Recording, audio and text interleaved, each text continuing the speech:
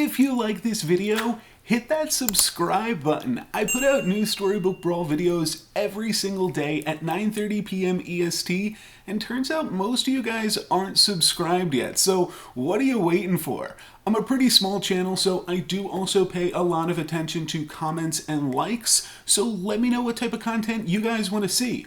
Enjoy the video. What is up, everybody? I'm NoLucksGiven, and today we're going to be taking a look at the December patch notes for Storybook Brawl. A little bit late with this one just because of the holidays and wrapping up of a semester, but let's dive into these patch notes and we can see what I think about them and figure out where I'm wrong and stuff like that. I'm going to be trying to give you my honest first impressions of everything. It's a little bit harder now that I've been able to play with these things for a week, but I don't have too much experience on the new patch, and I'm still going to try to give you guys what my honest takes are. And the first thing, the biggest thing with the new patch, the meat and potatoes here, we've got 3 new heroes. So Sharebear, the Sphinx, and King Midas. And I think there's definitely a lot of differing opinions on these heroes and which ones are the best and stuff, but I'm going to try to not let that influence me too much. I'm going to tell you what my opinions are. And in my opinion, the best one of these new guys is the Sphinx. I really like the Sphinx. I think it has insane high roll potential. I actually, despite only having played a small handful of games on this patch, I already have 3 wins with the Sphinx. I think you guys are going to be getting one of those videos today, and then I'll probably, I was thinking maybe I'd even do like a Sphinx Sunday or something like that, except this video is probably coming out on Tuesday or Wednesday, so we've kind of already passed Sphinx Sunday territory. But I already have like 3 really good wins, including my first perfect game ever, not losing a single brawl. Some ties, but not losing a single brawl and ending the game above 40 health. So I do really think that Sphinx is the most powerful. Your shop sells an extra spell really helps you to find large impact spells when you're rolling, and a lot of people look at this and they say, okay, well, the best way to cast multiple spells and really get a lot of use out of your Sphinx is to spend level 3 rolling for Crystal Ball. However, I don't think that that's the way to do it. I think what you actually want to do is spend level 3 rolling for XP. And I do have a few games, like I said, that will showcase how I like to play the Sphinx coming up, but on 3.1 you can spend a little bit gold, roll for a trash can or wish upon a star, and then on 3.2 or I guess 3.0 is when you're rolling for your first XP, and then when you're on 3.2, you can already start rolling for that XP that you're going to cast on 4.0, so that way when you hit that level up, you can immediately cast some XP and then try to find just some good level 4 units, and then you're playing level 4 units while everybody else is playing level 3. That's normally enough to win your wish upon a star, and the crazy thing with Sphinx is if you win a wish upon a star, you immediately hit the next level and get to cast another free spell. So I have a game where I am 5 XP up on the rest of the lobby, and there are just some really busted things that you can do with the Sphinx, especially if you're winning those Wish Upon a Stars, but even if you're not, just grabbing 3 XP for free basically makes this into a better skip, and then once you get into the late game, you can actually hang on to the hero power. Sometimes I dream off of it, sometimes I hang on to it, but your shop selling an extra spell in that late game is really going to help you find the upgrades and the pigomorphs and really other high impact spells.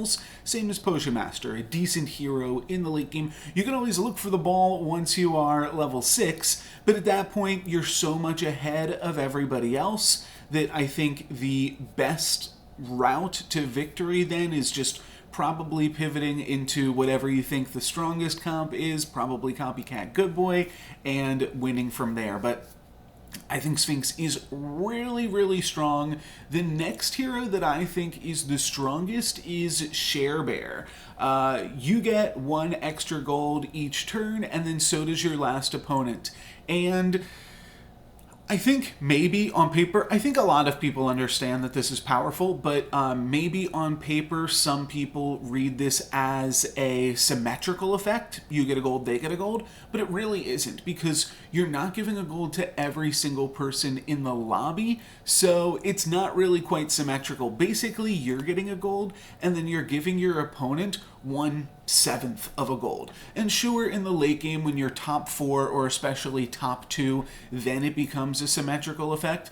But gold is really important during those early turns of the game. On turn 2, you're going to be able to buy 2 minions. That is obviously extremely powerful. You should be able to win your second combat just because you have 4 gold and your opponent doesn't. Obviously, there's other heroes that can get silly power spikes there, like Merlin or Sharon or something like that could still be able to beat you. But getting an extra gold on turn 2 is already potentially making Sharebear better than Cursed King, because Cursed King has to either find a free roll or find an eeny meeny or a shrink ray. So there's a lot of ways where Cursed King doesn't really get to use that extra gold effectively, whereas Sharebear always can. And that definitely works for a lot of the early game. It's basically, I think, just a better Cursed King in the early game. Now, that being said, I think that you will wind up casting spells a lot with Sharebear in the early game, and that does kind of hold it back a little bit. But I do think that Sharebear is definitely worth purchasing if that's what you're looking for. I should have said that with the Sphinx too. I think the Sphinx is definitely worth purchasing, if only because it is a ton of fun, but I also personally think it's very powerful. Sharebear is a very solid hero, and I think that it is also really worth purchasing. Both Sharebear and the Sphinx, in my opinion, probably make the top 10 heroes, so even if you were just starting out or low on some gold, they're good to purchase. And I don't know mathematically if you wind up, I think that Sharebear and the Sphinx, or I should say, for any newly released hero, those wind up being the best purchase mathematically because they will always show up. Somebody always has the opportunity to pick Sharebear. And same with the Sphinx and with the APOC last month. That new hero is always going to be in somebody's 4th slot, I believe is how it works. And it will always be in the 4th slot too, so you'll never get it in that 2nd slot where you could potentially be picking it up for free. I might go ahead and make my camera a little bigger here just because we're not really using that. Yeah, seems good. I'm looking pretty. So, yeah, for that reason, I also think that these new heroes are a good buy. On to King Midas next. This one I am not so hot about, and this one I would hesitate on spending your gold on immediately if you are new and don't have that much gold. Or fairy dust, I mean. But gold on the brain here as we're talking about King Midas. You just need 2 copies to upgrade a character. So it's like everything is Dwarven Forge, everything is Wonder Waddle, but you cannot get treasures. And I did ask to find out information about this as well, but you also don't receive questing units in your shop. And you also don't get questing units currently if you are Midas and then dream into another hero. So it's basically just like if you're playing Midas, all of the questing units are bought and sold at the start of the game before you ever have the chance to see them. If you dream into Midas, you can still see the questing units though. So that's kind of interesting to note there. But the way that Midas works is you will be able to get a lot of power in the early game. You'll be able to really quickly upgrade things like Unicorn or Happy Little Tree or even Wizard's Familiar if you want to, two of those things are animals. But there's really easy ways to start winning your combats early on. And then the other important thing with that is that when you are winning those combats, you will be hitting people for 3 damage for each of your units. However, only having effectively 1 treasure, because you are your hero power. I count your hero power as a treasure sometimes when I am kind of doing analysis like this. Only having that 1 treasure, that 1 hero power, definitely removes your ability to power spike. It means that a lot of your, and not even power spike, but really even hold your own in the mid game. What you are really going to need to do is pick up some units that can scale. So that is either going to be slaying or royals or trees. Monsters can't really scale because you can't get any coins or monster books or things like that. So you really do have to focus on something like that for the mid game. In the late game, you could still potentially transition into something like Dwarves or Copycat Good Boy. But even Dwarves, like in the mid game, isn't really that great because you'll just have no way to buff the Dwarves. So you'd really have to get a lot of just powerful upgraded Dwarves. Like you can cast spells, I guess that's one thing. But you're otherwise going to be in a difficult place in terms of pumping up your team. I don't think King Midas is that powerful for that reason, but there are definitely some powerful things that it can do, especially if you are able to just find something kind of scaling in the mid game. You can definitely have a strong early game, then you need to have some scaling in the mid game, and then in the late game, if you want to convert it into a win, you either had to have killed the entire lobby really quickly, or you can dream away and then try to pick up treasures, but that can be tough to do because you already have so many of the units that you want, so you're probably just looking for like 9 sea terrors at that point. And yeah, it could be a little bit tricky to actually find treasures. Just might not be worth the time investment to do so. So for that reason, yeah, just trying to kill the lobby quickly, I think, is probably the way to go. And I do think the best route for Midas is going to be trees. Happy little tree early in the game, and then mid-game find some Heartwood Elders, and then you can transition into Ashwood Elms and Echo Woods and Shoulder Fairies. And that can be a really powerful strategy that can potentially win you the lobby. So it's definitely a possibility. And then I would actually say this is the 4th new hero, because Sadrak got a huge change this patch, and we're going to have to see, but like I said, if you consider every hero power a treasure, Sadrak just basically got an additional treasure onto him, and that's pretty simple to see. He just now comes with boots. And I was actually thinking about something like this for Slay, because their triggers do rely on attacking, so giving boots to Sadrak I think makes a lot of sense. I was thinking maybe there could be like a unit with the Lightning Dragon text on it that also slays, but this is really, really good, I think, for Sadrak, just to be able to actually get a little bit more use out of its hero power. But it also means you can totally just ignore the hero power, and I already have a game where I just dream into Drac in the late game, not for the Dracula part of it, but just for those boots. And being able to grab an extra treasure in that hero power is really super strong. So if you don't already have Sadrak from 2 patches ago when it was really good, now is definitely a time to pick it up, I think.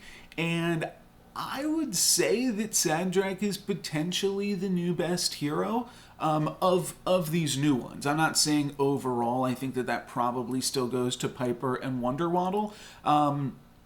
Maybe you put Sharebear after those ones, and Sadrak comes in right there. So at least first or second of these new heroes, in my opinion. Again, we'll see where kind of my opinions differ in a little bit. When APOC was first previewed, I thought that it was not that good, and I was happy to be wrong. So maybe I'll be wrong about some of these new heroes as well. But Sadrak, I think, is really, really strong with the addition of boots. It also just provides another way to get boots. And another thing to remember is that if you have boots and they have Sadrak, it's a 50-50. So if you've got Sadrak and you've got boots, then you have +2 priority to be able to attack first. So the boots can still matter even with Sadrak. If you're playing against somebody else with boots, then it becomes like a race to Sadrak instead of racing to get Trophy Hunter or something like that. So that can be kind of funny. And that works as well for, not to get too in the weeds, but like if you've got boots plus Mimic, that's a +2. If you've got boots plus Celestial Tiger, that's a +2. So there's different ways to get different attack priorities in the game as well. And speaking of APOC, I was wrong. It was too strong, so they have knocked it down from 50 to 45 health, and already I've actually had an APOC game where I would have hit level 6 if I just had 5 more health, but because I didn't, I wound up dying. I think this is a little bit awkward in terms of how APOC feels, because now you either don't complete the challenge and just die and never even get to see what APOC can do, or you hit level 6 and then are presented with a brand new board and do kind of have to figure it out from there. But usually when you get that board of level 6 minions, it is pretty strong and does allow you to find some level 6 treasures pretty easily. So I do understand why they wanted to make this change. This is going to mean that sometimes when you are playing APOC, you just don't get to see his hero work at all, which I think is kind of awkward, a little bit weird, but they do want to make it a challenge and a big reward, and it is a pretty big payoff. Maybe I underestimated that, but typically, especially when you're up on experience, your ability to just win with random level 6 characters is usually pretty easy. But there's other drawbacks that APOC has too, like his inability to scale or take anything with him. Of course, he does get to keep the treasures, but any scaling that he might have received from those treasures is then gone. But it was pretty powerful and generally considered an upper tier by most good players, so it does make sense to nerf it just a tiny little bit. And we'll see how that impacts APOC going forward. Then skip the time skipper. This is something that I brought up in my last patch notes, so this one I feel like I got right on the money. They're not changing it really at all as far as the text on the card, but now the first shop that you see is also going to have level 3 units in it, which means that you can lock any of them, or you can not lock any of them, but it just gives you an additional shot to actually use level 3 units on your first turn, and that is really a lot of what made Skip powerful in the first place, or I won't say powerful, but I will say gave him the ability to get back into the game.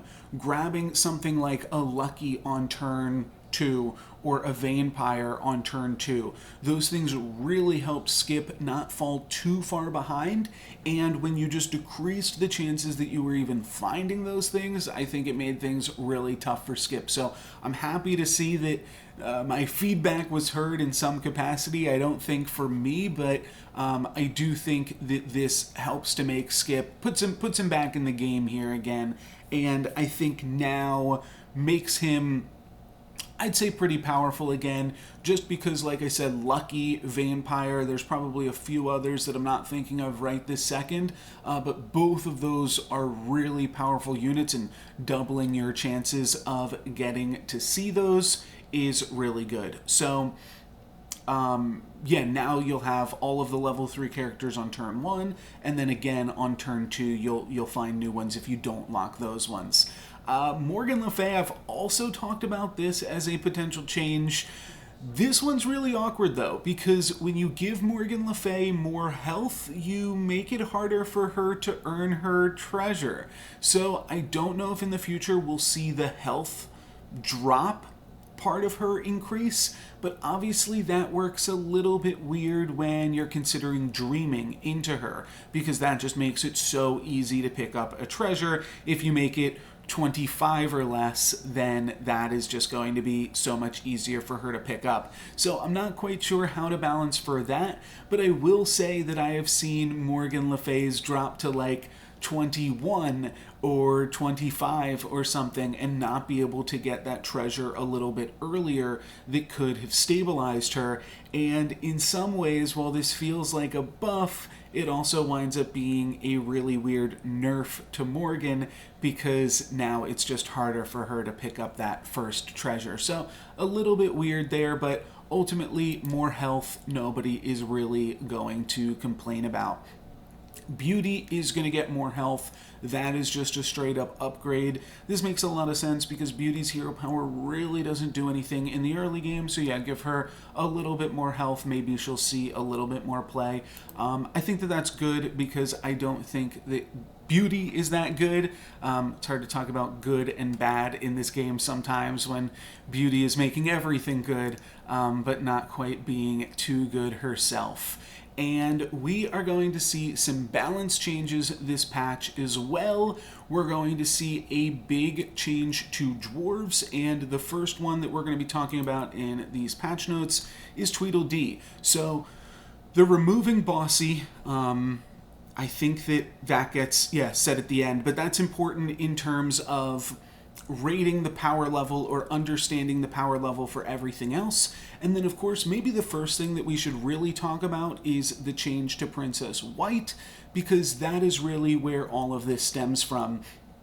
Princess White used to be really, really good, and then they changed it, and it turns out it was still pretty good, so they are changing her again, and now they are just making her into effectively a Lordie once she upgrades. However, she's really tough to upgrade now because she's not that big of a unit. She will always be your smallest unit on the board, and that makes her really tough to play. This is definitely a huge nerf to Princess White, but some of the ways that they've buffed up the other dwarves does make dwarves still playable, and this one I do have to cheat a little bit with because I did not realize how good Tweedledee was going to be until I saw it in action myself. So Tweedledee is really, really strong now.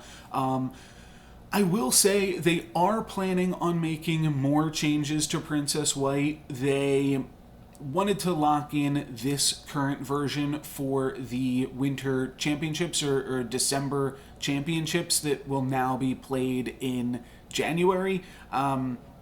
They feel like Winter Championships because you qualify from them from either October or November, and now they're being held in January, but they're the December qualifier championship things. They didn't want to make even more changes to Princess White because of that tournament coming up.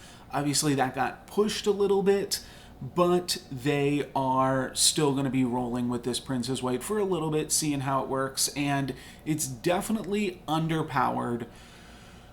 But dwarves can still be good, and dwarves can still be good in this early game period where they're meant to be good. But one of the main reasons that they're so strong right now is because of Tweedledee. So the way that Tweedledee works is it is really strong with both Princess White and Fanny, as well as anything that adds like a passive stats to the board or static abilities, if you will, from like Magic the Gathering or something.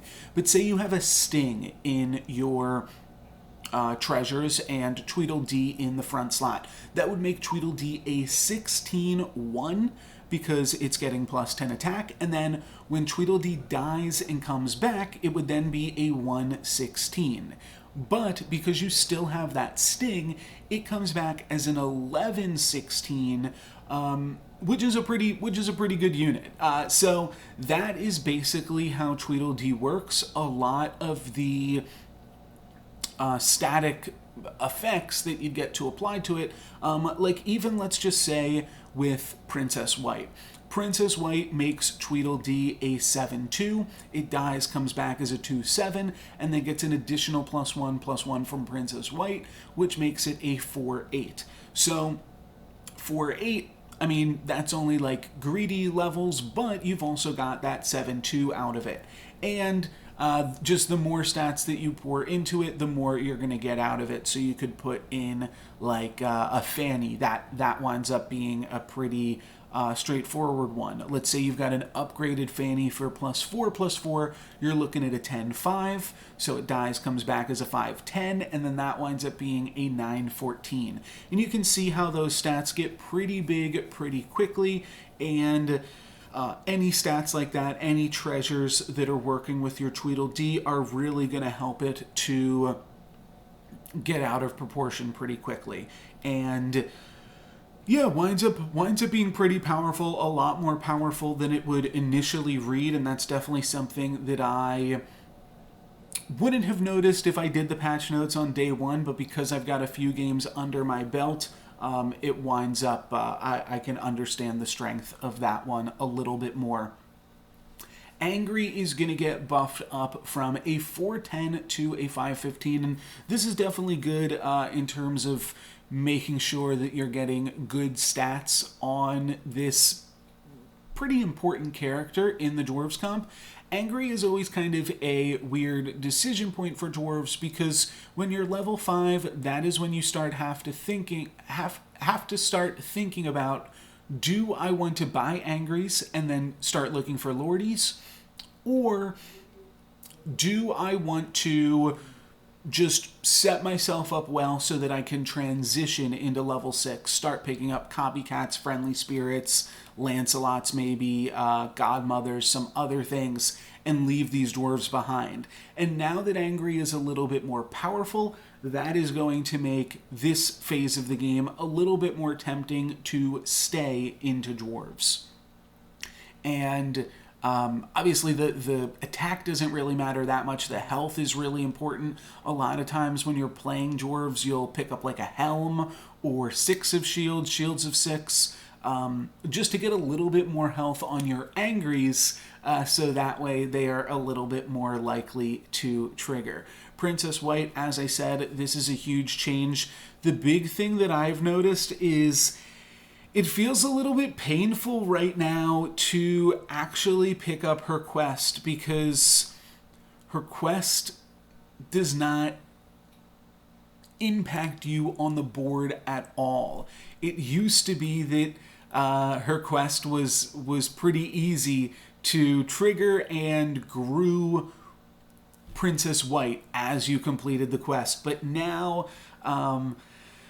yeah, it kind of seems like it's two different things at odds with each other. I would like to see maybe more mechanical cohesion to the Dwarves tribe if possible. I think, as I've said before, leaning on, if you're going to have Princess White hinge on purchasing dwarves, then give your dwarves more ways to generate income for you. Maybe have White have a way to generate income. Maybe she says your dwarves cost 1 less. Quest, buy 7 dwarves, your dwarves now cost 2 less. And maybe that doesn't really give you anything as far as an incentive to really buy those cheap dwarves. You'd still need a little bit something for that, but I liked the mechanical cohesion on the previous Princess White because you had greedies and luckies reducing the cost of things in your shop and giving you more gold,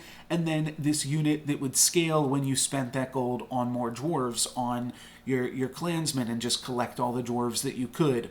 So now I think that is getting a little bit wonky. We've lost that a little bit. But the key here is balance, obviously, too, that they're really trying to find a way to balance Princess White. Obviously, there's the flavor aspect of it too, that she's supposed to be like a zombie or vampire version. I do think she's supposed to be a vampire. I don't know if she's always had this same art. I feel like there used to be blood in this art somewhere before, but now she's quite clearly a vampire Princess White. And your dwarves getting +1/+1 by 7 dwarves, none of that has anything to do with vampires. So we've definitely lost a little bit of that as far as the flavor is concerned. But I know Princess White is going to get changed at least one more time in the future, probably more than that as we see the game evolve a little bit more. And one more change to Princess White is she no longer counts as a dwarf for Lordy. This was always clunky text. I think especially now that White has been nerfed, I think you just gotta throw Dwarf on here. Evil Princess Dwarf. Maybe Monster too, because of the fact that she is a vampire, but I think you just gotta throw Dwarf onto Princess White, even though I know that she is not one.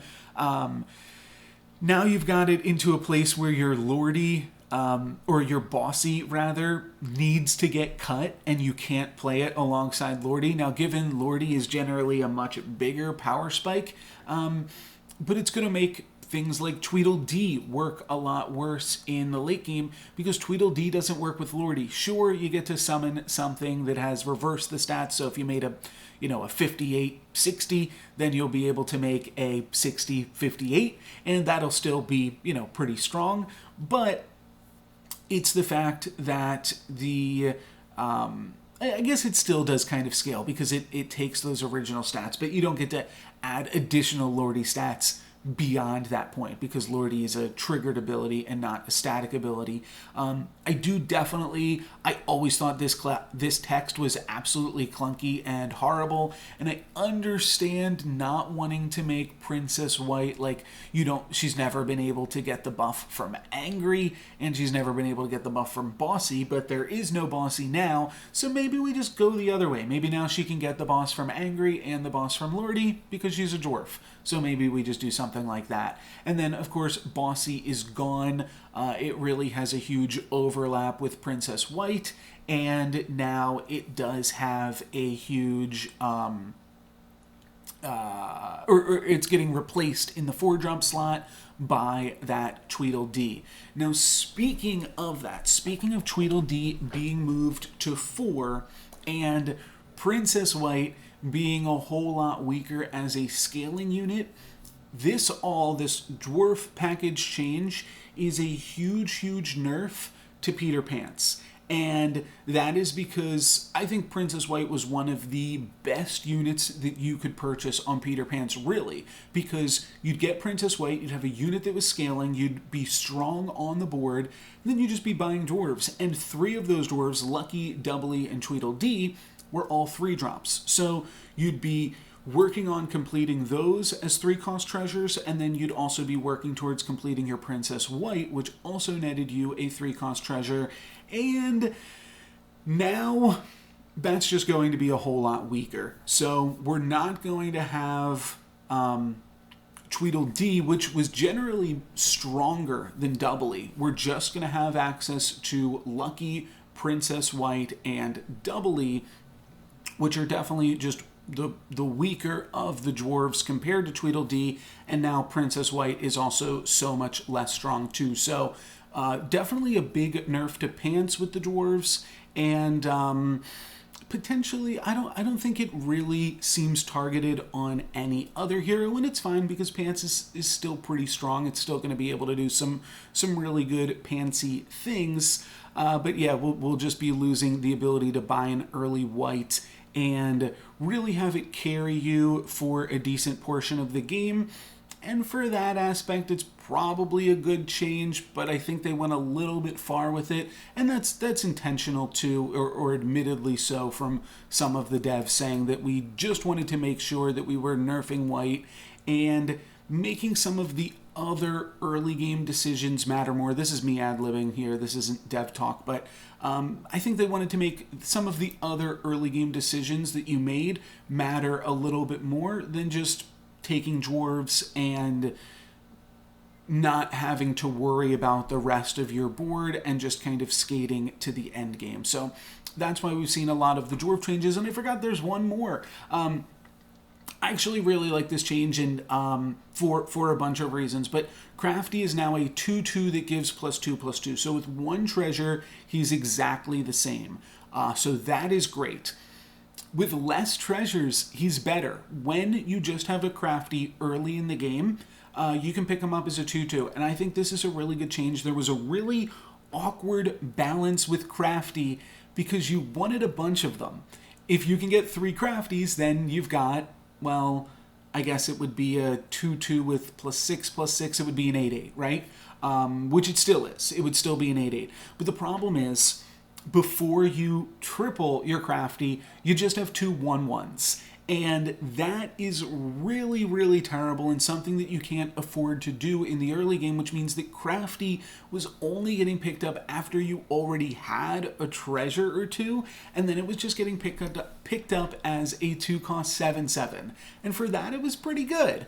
But it was too good, and it wasn't actually really functioning as a 2-drop. It was functioning as this weird, like, level 3, level 4 unit that you can just pick up for 2 gold, which I don't think was ever the intention of how this card was meant to work. So now you'll be a little bit more incentivized to pick it up in the early game, and definitely I think that this alone can be something that makes dwarves stronger, because you can purchase this on turn 2, you can start tripling it early, you get the Fanny, and now it's a 4/4 as opposed to a 3/3, so it just kind of pushes you in the direction of dwarves a little bit earlier in the game. And I definitely think this change to Crafty is a good one. It means it's not as crazy just picking it up as a random unit, and it makes you more likely to just play more dwarves. We're also seeing a bunch of changes to Slay in this patch, and Grimsoul is back, baby. So they were teasing this one for a little bit. Honestly, I'm still not crazy about it, and I've been trying to think of how to fix Slay and really make Slay work, and I do think that things like Sadrak that are a little bit more out of the box.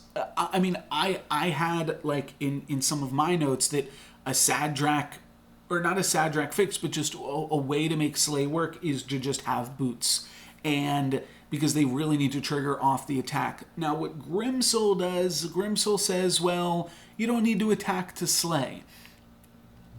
And that makes Slay pretty good, but it takes out the fundamental part of slaying that you actually have to slay. And I think that Grimsoul really breaks down Slay in a weird way. The way that it works with Trophy Hunter is also just really, really weird and really obnoxious. And I think that I don't know. I think that we're not there. Maybe part of the solution could just be saying Grimsoul doesn't get any stats or something like that, but I really don't love that either. Maybe Grimsoul could be, I mean, you make it a 0/1 or something, then people are just going to support it with a Baba Yaga so that it gets to attack, but I just don't love it from a flavor perspective because it makes Slay activate, but it doesn't really make Slay activate. Now, eventually it does, because once your Slay units scale to a point, then they can actually slay. And of course, it's absolutely horrible to just have your Slay unit get targeted, and then you aren't getting any stats for the entire combat, and I understand that that can be pretty feels bad man as well.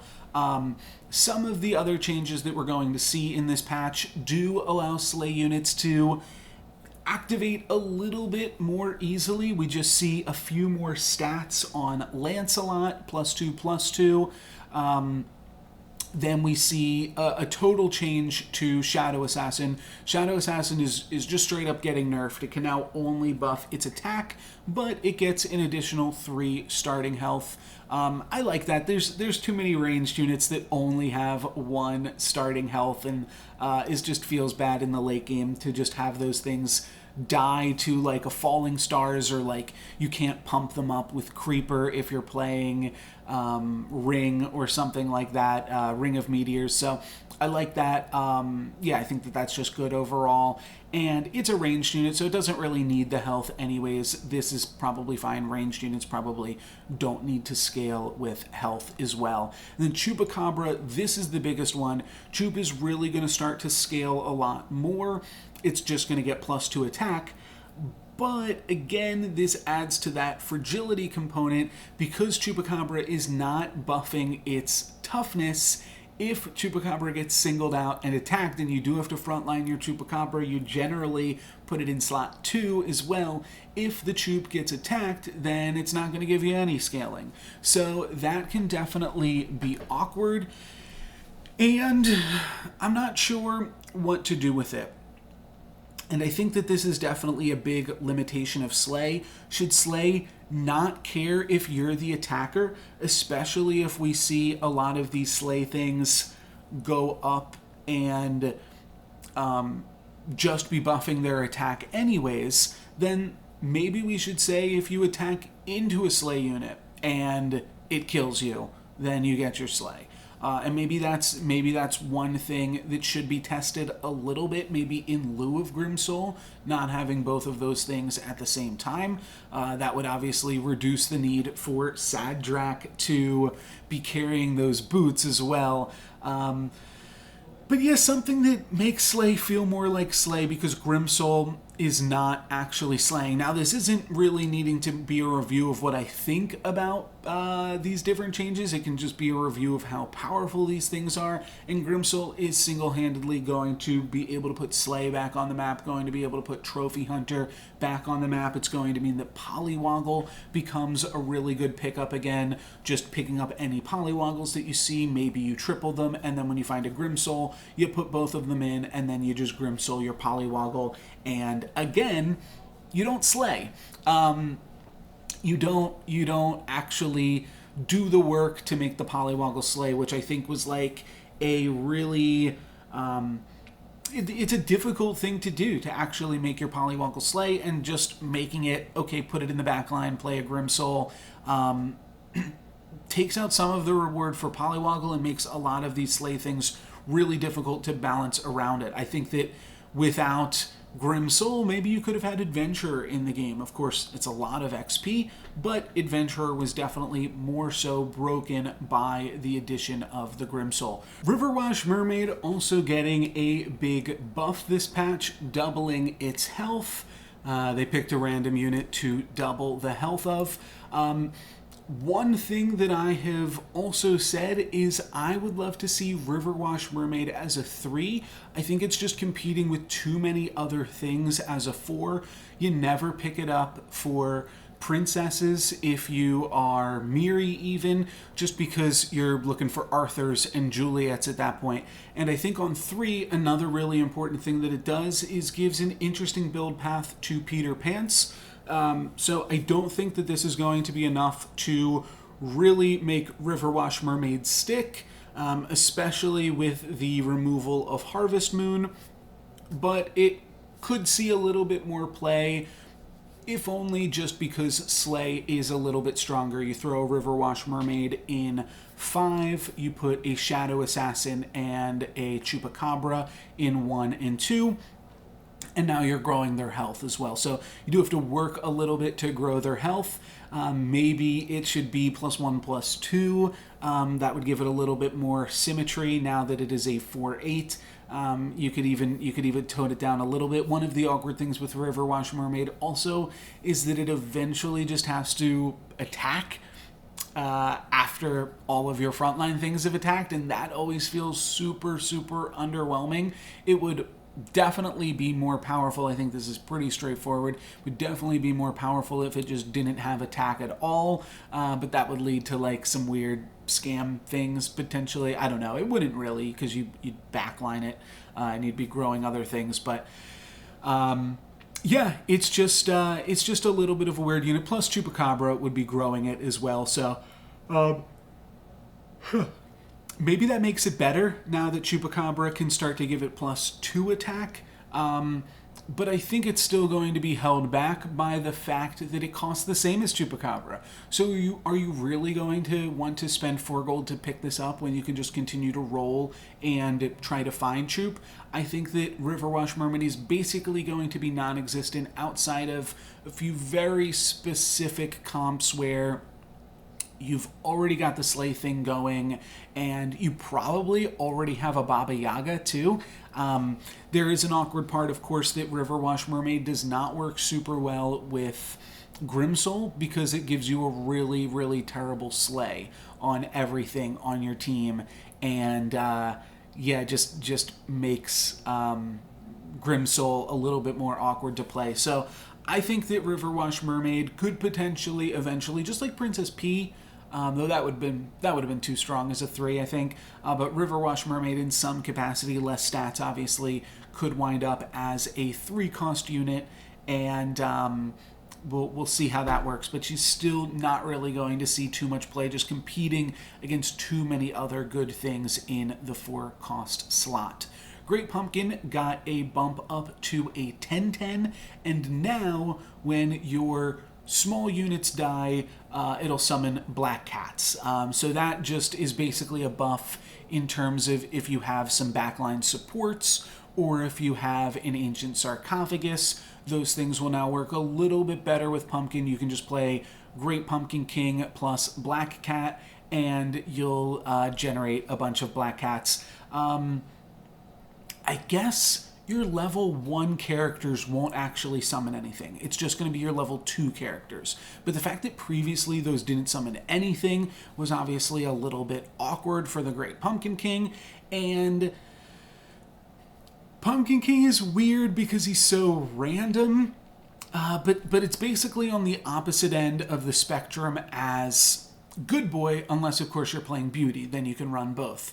But the idea that this is the big payoff for evil units, it does definitely need to be a little bit stronger because it does not hold a candle the same way that Good Boy does. Now, maybe Good Boy also needs to be a little bit weaker. Maybe Good Boy could be just a 0/1, and you've got to find, it's like, okay, here's the effect you're looking for.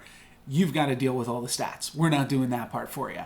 That would make Good Boy a little bit more specific to some specific comps. I think that we will potentially see more Good Boy nerfs in the future as people get sick of it just dominating all of the patches. But speaking of patches, Pumpkin King is going to get a little bit of a buff as well from a 5/5 to a 10/10, just make it a little bit stronger on the board. I also think Pumpkin King is awkward in terms of how it synergizes with monster stuff.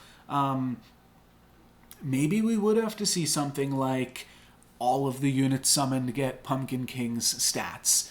Something like we see on Good Boy and now with Tweedledee. And then maybe you would pump the, or you'd reverse the pumpkin down to a little bit lower. And it would only work on the minions that you're summoning. So that would give it a lot of mechanical dissonance from Good Boy. I think that's a phrase or a term. If not, I just made it up. Mechanical dissonance, make your things feel unique. And this I didn't know about because this was not in the initial patch notes. So had I done day 1 patch notes, I would not have known that Broccoli got removed. And I even played a few games without realizing Broccoli was removed because it's not really a unit that you pick up too often.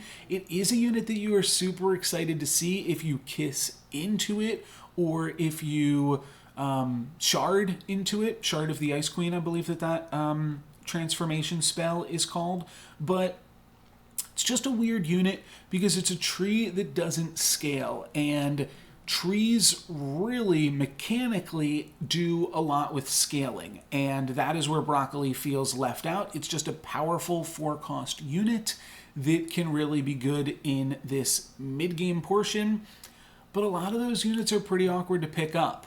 And we've talked about that before in the last patch where we talked about Sporko, and the good Sporko is that a lot of times these units that you can purchase on 4, sure, they're really strong for a turn or two, but then you need to start finding ways to increase the power of your board, and broccoli is going to be one of the first things cut because it's really not playing into as much with some of your other synergies. There is like this weird tree sub-theme with the haunted creeper of wanting your things to take damage and survive them. So that is a little bit tree-y, but ultimately I think broccoli is just like the weakest tree. It never winds up in your endgame tree comps. It's just kind of this weird mid-game unit that honestly, like, the times that I remember playing broccoli are times where you kiss into it, and it's extremely powerful in those scenarios, or you polywoggle into it, or you just like grab some experience and then you grab it if you're skip or just found a trash can or something. In those scenarios, maybe with Sphinx, in those scenarios it's really good, but that doesn't really give it a cohesive feel towards the rest of the game, and because of that, it winds up being something that often you don't pick up because you get rid of it so easily. Also, we're going to see Exploding Mittens leave. Exploding Mittens, I believe that they say, they bring up that it drags out fights for too long. That's really interesting. I think Exploding Mittens was another thing that was very good if you were ahead. If you're able to grab an early 5 treasure on Horde Dragon or on Skip or now on Sphinx again, Exploding Mittens is just something that could win you combats, or at the very least make sure you're not losing combats. You deal effectively 9 to everything, or I guess it's 7 to everything, right? Yeah, 7 to everything. I don't know why I said 9. 7 to everything, just because when all of your 7 units die, you hit your opponent for 1. Then for every token you have, if you add in, let's say, just 1 Princess Peep, now you are dealing 10 to everything, and let's throw in a Black Cat, 11 to everything. You get the idea. The point being that this often made it very easy to just clear your opponent's boards. The fact that it's removed is kind of crazy because Exploding Mittens was one of the few specific Tier 5 treasures. With the fact that it's out, it just means that Tier 5 treasures are that much more powerful, so much more likely to get Staff of the Old Toad, Ambrosia, Midas, Mimic Chest. Some really, really good Tier 5s. So this is a huge buff to Tier 5 treasures. Exploding Mittens, as much as I just said it was good, it was also narrow in its range. And also worked really weirdly against like Dracula's Saber. That just meant that like Dracula's Saber was often just a better pickup instead of Exploding Mittens. Though, like I said, is specific comps. There were certain comps that really wanted Exploding Mittens, but they're trying to push away from those types of things. Like you see that the mummies are no longer in the game. So this is honestly pretty good. It's just going to mean that getting other level 5s is even better now, and overall increases the power of treasures. We're going to see a small nerf to Copycat from 212 down to 28. Don't think this is really going to impact much now that people have discovered the power of the cat. I think it's still going to be pretty good. It means that maybe it's a little bit easier to snipe it and have it not get attacked. I don't think it's going to be a huge change. This is a huge change though. Moving Monster Book from a 5 cost down to a 4 cost. There's just an awkward thing with 5 cost units that 5 cost units are actually really expensive, and they're so expensive because you're also on the precipice of reaching 6. There is a strong desire to just roll and try to find some XP so that way you can level up and hit some tier 6 treasures. But Monster Book on 4 is going to be really strong. Of course, the random spells that you cast do scale with the level that you are. So Monster Book isn't going to be casting Pigomorphs on tier 4, which might even be a good thing. A 10-10 unit is pretty strong at that point in the game. But it is still going to be really strong and is just going to allow you more opportunities also to potentially be starting to grow your spell casting minions. Like Spellweaver and, well, you won't have Aeon yet, but you can pick up Monster Book and then you can pick up Aeon, and allows you to gain some additional stats there. So Monster Book is definitely a pickup now. You can also pick it up with a little bit more ease and throw it behind a Copycat. That can be really good, especially upgraded Copycat, upgraded Monster Book, and these things are multiplicative. You start to get a lot of free random spells. Then we just see some small stuff here. We see a animation on Mirror Mirror, an animation on Fog.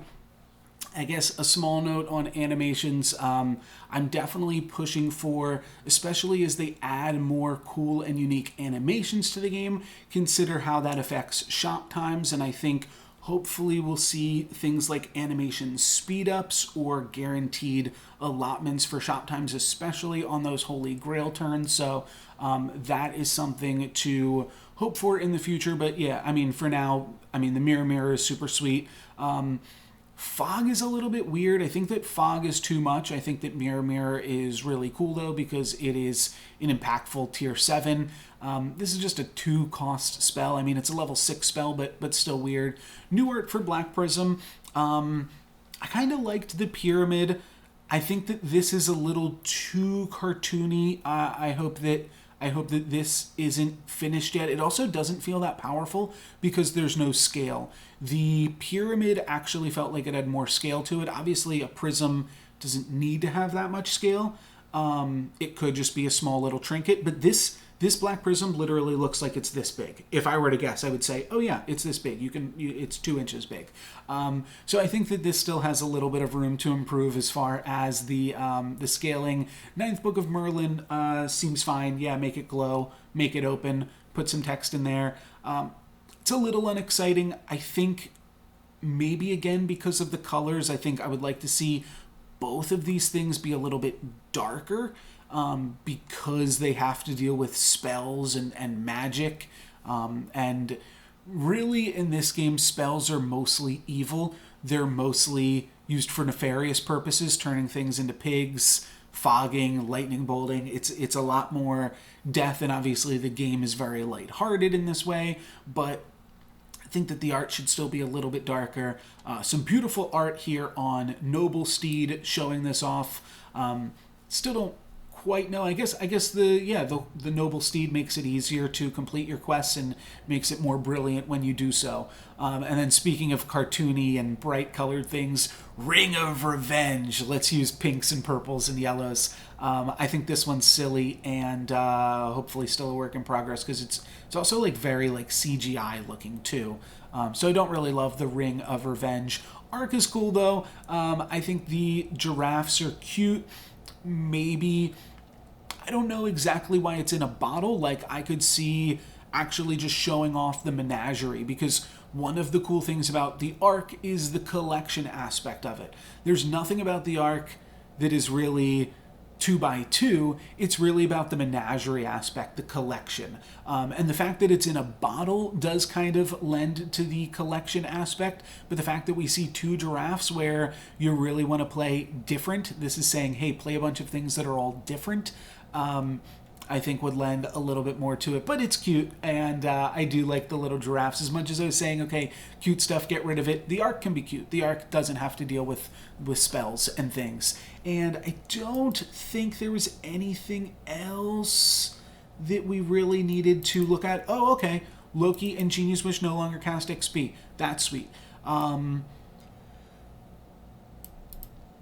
Okay, that's just weird. This is just them trolling. Click and hold. Oh, this is great. So now if you click reroll and then try to move your mouse so that you don't reroll, you actually won't now. So that's great. And then this just looks like a weird bug. And they fixed a bug with Black Prism. So all of that seems great. This is just stuff that impacts some nerdy people. Let's scroll up back here to the top and just end on here. But honestly, I think that that's really all that I have to say for this iteration of the patch notes. I will also have a video on the Sphinx coming out tonight, when this video launches, and I have some other sweet Sphinx videos. I've got a lot of videos from the November patch that could honestly bring me to the end of this calendar year, and it's going to depend a little bit on how much I'm available, how much I'm able to play around the holiday season. So we might not really see the impact of the patch on this YouTube channel until the next year. Now, mileage may vary on that. I might start putting out more current patch stuff sooner and doing like 2 videos a day just to try to get us on the same page, because I do have a lot to play. This is a very important patch, and a lot of my opinions are definitely going to change on this patch because of the fact that I've got the final week of the Brave Princess Questing League to play on this patch. That is going to be the probably second weekend in January, like around the 15th or so. And then we also have the December qualifier cup leading into the Winter Championship. I don't quite know the nomenclature for those, but that was rescheduled to January 7th through 9th. So both of those are really huge, high-profile events that are going to take place on this patch. So this is a really, really important patch for me in particular to get a little bit more familiar with, and for that reason, I am going to be playing a bunch of it. I do have a lot of really, really sweet content that I want to showcase on the old patch, so still trying to figure out how I'm going to do that. It's really just going to depend on how much of a backlog I am able to get, because I don't want to start putting out 2 videos a day and then get to a point where I'm like, okay, well, I don't have any videos this week. Sorry, guys. You got 2 videos a day last week and no videos this week. So we're still figuring that out and growing pains with the channel. As we go into future patches, I think we will be able to have the content stay a little bit more current, but it's always tough because the backlog kind of necessitates the need for future backlogs as well. And I think having like tournament VODs be backlogs is fine, but having just ladder random ranked gameplay be backlogs, I know isn't as exciting for some people.